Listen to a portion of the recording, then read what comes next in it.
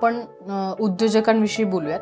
तर जेव्हा उद्योजकांना कुठला नवीन व्यवसाय निवडायचा आहे किंवा सुरुवात करायची तर आपण निवडीपासूनच सुरुवात करतो. तर तो कसा निवडायचा आणि उद्योग निवडताना कोणती कोणती काळजी घ्यायला पाहिजे उद्योजकांनी?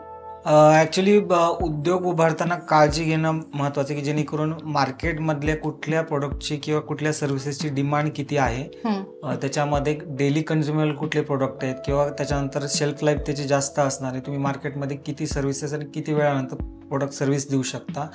त्याच्यामध्ये तुमच्याकडे रॉ मटेरियल अवेलेबिलिटी तुमच्या एरिया क्लस्टरमध्ये जिथं प्लांट मशिनरी तुम्ही लावत आहात त्याच्यामध्ये त्याची कॅपॅसिटी काय, त्याचं रॉ मटेरियल जवळपास तुम्हाला अवेलेबल होतं का, तर त्यानुसार मार्केट साईज काय आहे, तुमचे मार्केट कॉम्पिटिटर्स काय आहेत, तुमच्या मार्केटच्या प्राइजेस कशा असणार आहे. कारण की तुमचं प्रोडक्शन ज्या ठिकाणी आहे त्या ठिकाणी कच्चा माल असणं गरजेचं आहे, जेणेकरून की कच्चा माल जर लांबच्या ठिकाणी असेल त्याच्या ट्रान्सपोर्टेशन कॉस्ट जास्त असतील आणि जेवढं तुमच्या मशिनरीची कॅपॅसिटी जास्त असेल तेवढं उत्पादन खर्च तुमचा कमी येतो.